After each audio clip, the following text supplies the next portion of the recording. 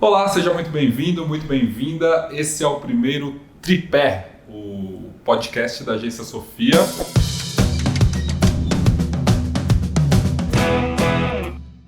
E nós estamos aqui numa noite muito especial, com um tema também incrível, porque eu estou com duas amigas, duas especialistas naquilo que elas falam e vivem. E para você entender esse nome, que é meio diferente, meio confuso, ele tem um motivo, né? É tripé porque nós estamos aqui para construir uma tese baseada em 3 pontos de apoio. Então nós temos 3 visões diferentes e aqui a gente espera conseguir construir um ponto em comum. Deixar esse tripé em pé. Exatamente. Maravilha. Então já vou apresentar as duas que eu conheço há muito tempo. Uma acho que desde que ela nasceu, que ela é mais nova, e outra há mais de 10 anos, que a gente trabalhou junto na Band, depois na Globo, e já se encontramos por aí muitas vezes. Então eu estou aqui com a Isabela Camargo, jornalista que já passou por grandes redações da televisão por aí, e também com a Renata Cortella, médica, nutróloga, trabalha com avaliação metabólica, tem um Instagram maravilhoso, e nós que somos das redes sociais vivemos nisso, estamos aqui para construir essa tese entre nós três. E o nosso tema hoje, então, não poderia ser outro: bem-estar, é autocuidado, é qualidade de vida. E, claro, como esse é um primeiro programa, já peço desculpa desde agora, porque eu não sei se isso vai dar certo ou não, mas como eu estou aqui em família, praticamente, então vamos começar. Então, vou começar com a Isabela. Por que você está aqui falando sobre esse tema hoje, né? Porque eu te apresentei como jornalista, que passou pelas várias redações Sim. do país, mas acho que esse tema tem bastante a ver com você, né? Bastante. Obrigada pelo convite, Pedro. Adorei. Obrigada, Rê. Acho que nós vamos se Obrigada. divertir bastante, Sim. né? Vamos aprender também bastante, compartilhar. Sim. Obrigada por você que está nos assistindo. Pedro, é curioso quando você fala, né, bem-estar, equilíbrio e tal. São palavras que a gente ouve há muito tempo e se nós não dermos o foco dentro dessas áreas, fica uma conversa assim muito ampla. Né? Então, eu estou aqui falando sobre bem-estar, eu trago a minha visão do trabalho. A Renata vai trazer a visão dela e se a gente pegar uma pessoa agora passando aqui na rua, ela vai ter uma outra visão do que é bem-estar. Para mim, eu vivi uma experiência com excesso de trabalho. Hoje eu consigo olhar para esse excesso com um olhar muito mais acolhedor e entender que se eu tivesse me dado conta que um pouquinho mais de cuidado com a minha alimentação, com o meu sono, com os meus limites, eu não teria sobrecarregado a ponte e ela teria colapsado. Síndrome de burnout, para quem não conhece, é quando você colapsa, é quando o seu corpo diz, agora não dá mais, mas é momentâneo. E dá para você voltar e fazer tudo como você sempre fez. E você sofreu uma síndrome trabalhando. A síndrome de burnout, ela foi reconhecida pela Organização Mundial da Saúde como um fenômeno ocupacional. E é curioso porque as pessoas falam, síndrome é uma doença? Não é uma doença, é um conjunto de doenças, por isso que chama síndrome. E ela está relacionada só ao ambiente profissional. Este problema, este diagnóstico foi há um tempo. Eu já me recuperei, hoje eu ajudo as pessoas a não terem o que eu tive. Eu continuo jornalista e agora com um foco em bem-estar da mente, em bem-estar pessoal dentro do seu ambiente profissional. Porque a gente não consegue mais ser uma coisa num lugar e outra coisa em outra. Sim. Né? Você pode, pelo menos, tentar, tá? Você vai conseguir, inclusive, se você tentar e insistir, a ter um equilíbrio entre sua vida pessoal, profissional, se alimentar bem, ter uma vida que vale a pena ser vivida. Muito bem. E ao longo do programa a gente vai construir pontes aqui, nesse triângulo que a gente está falando, ou nesse tripé, você vê? A deixa. Rê, conta um pouquinho da sua história, que você é médica, hoje você está muito envolvida em toda a comunidade vegana, não só Sim. online, mas vivendo isso.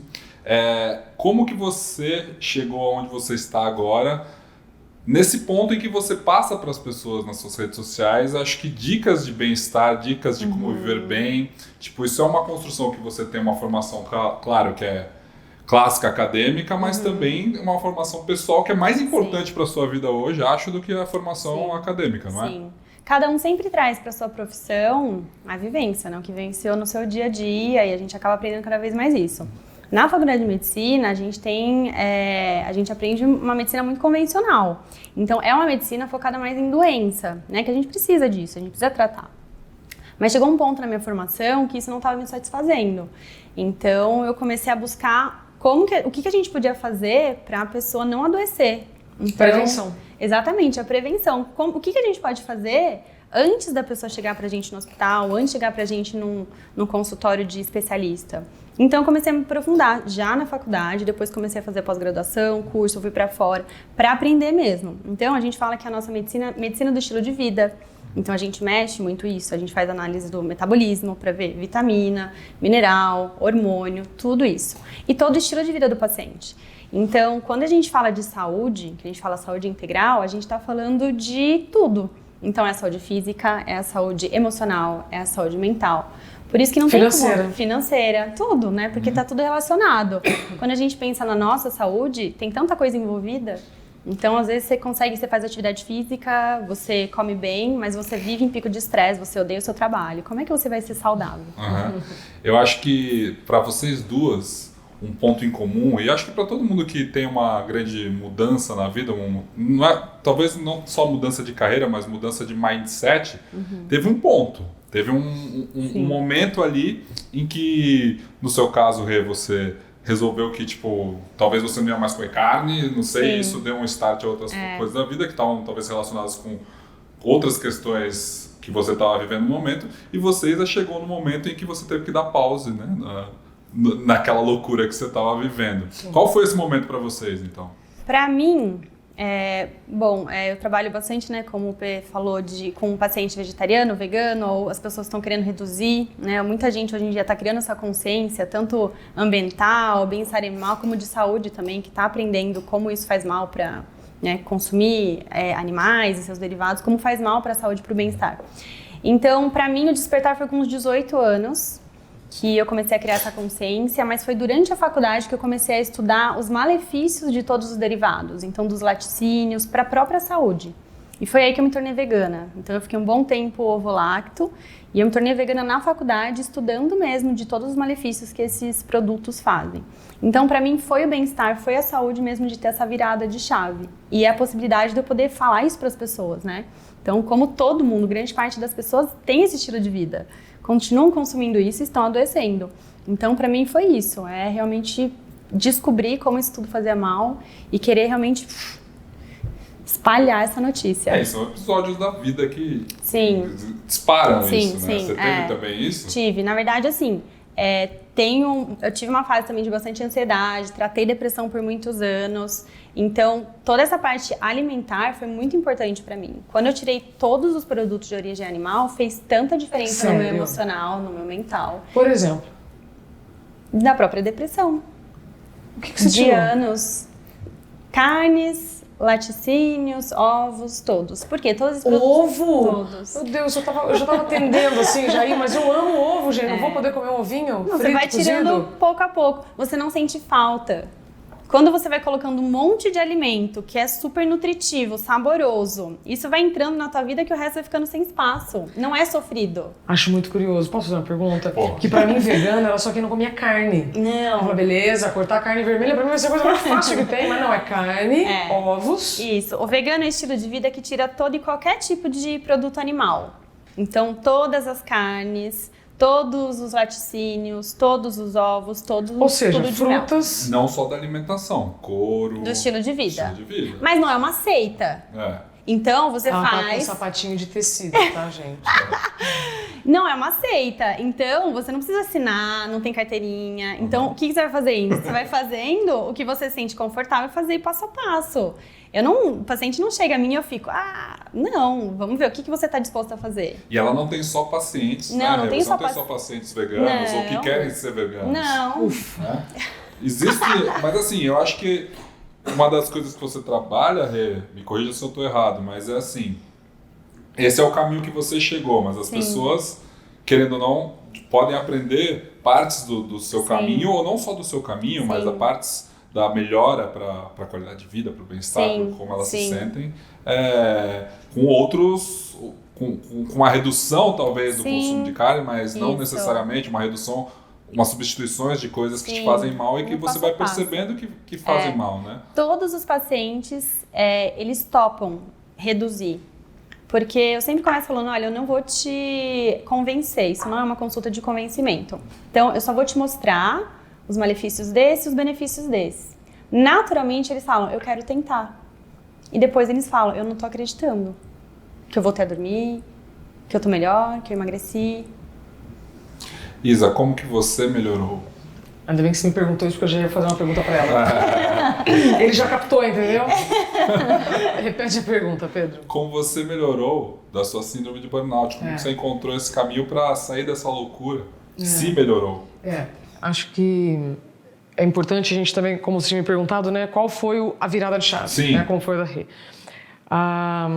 O corpo, ele vai chamando a sua atenção. Ele vai tentando te chamar para um estado interno que você está ignorando, que você está fazendo de conta que ele não existe. Para quem não sabe, acho que é bom relembrar que tipo, você estava com um horário há muitos anos na madrugada, totalmente invertida. Eu trabalhava numa emissora de TV. Durante 6 anos e meio, eu inverti o meu ciclo circadiano.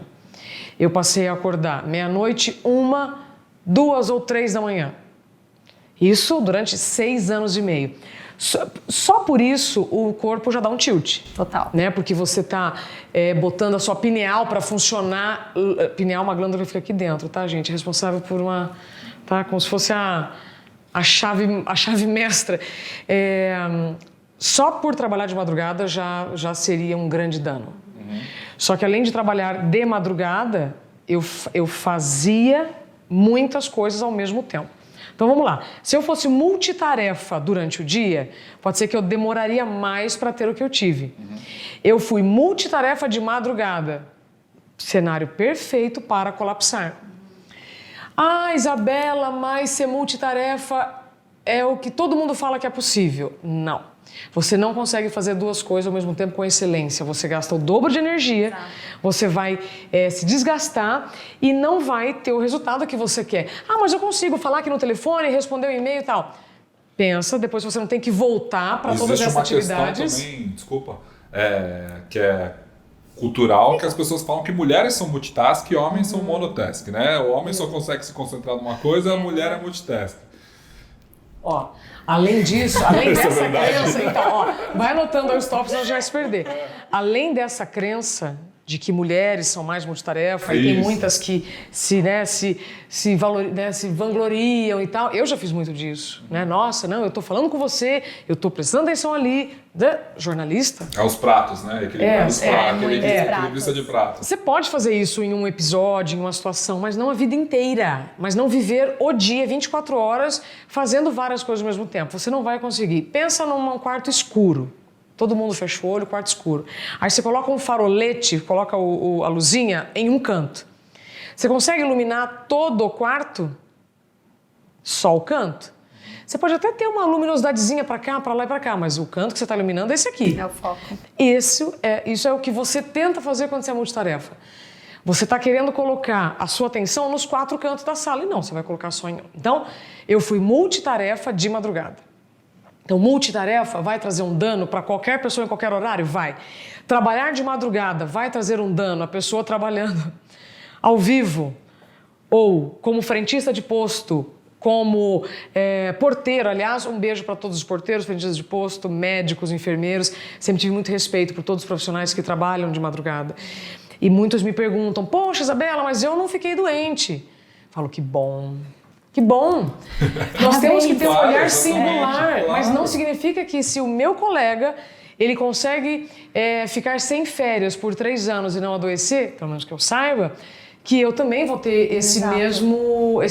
Eu vou conseguir fazer a mesma coisa. Então, veja, a gente vive num punhado de crença e se a gente não tira, sabe, fica uma bagunça cada vez pior. Então, o meu caso foi 6 anos e meio, invertendo o ciclo circadiano, que é o nosso ritmo biológico.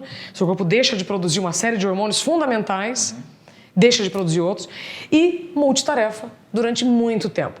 Além disso, eu tinha uma sobrecarga de estresse, porque quando você trabalha ao vivo, você tem que estar alerta, impecável, murchando a barriga e sendo genial o tempo inteiro. E ninguém consegue, né, descobrir a lâmpada a cada minuto. Então você acaba tendo um gasto de energia tremendo.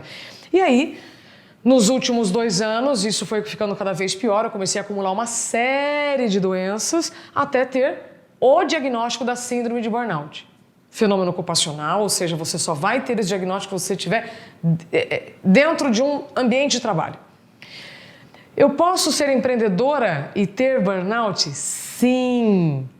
Não é só um CNPJ que vai trazer o burnout. Você mesmo pode trazer um burnout se você não identificar os seus gatilhos, aqueles momentos em que você quer continuar sendo multitarefa. E eu tinha perguntado quando você melhorou. Isso. Mas essa é uma resposta que você vai dar no próximo bloco. Uau. Na verdade, cabe uma explicação, já que esse é o primeiro programa Tripé, Tripé Podcast da Agência Sofia. Nós fazemos aqui num esquema de collab. Então, esse bloco que você está assistindo aí nessa rede social da Agência Sofia, você vai ver a continuação dele nas redes sociais de cada uma das nossas convidadas, tá bom? Então, ele estará ou no Instagram, no YouTube da Isabela Camargo, ou no Instagram, no YouTube da Renata Cortella, tá bom? Então, a gente continua no próximo bloco. Um abraço.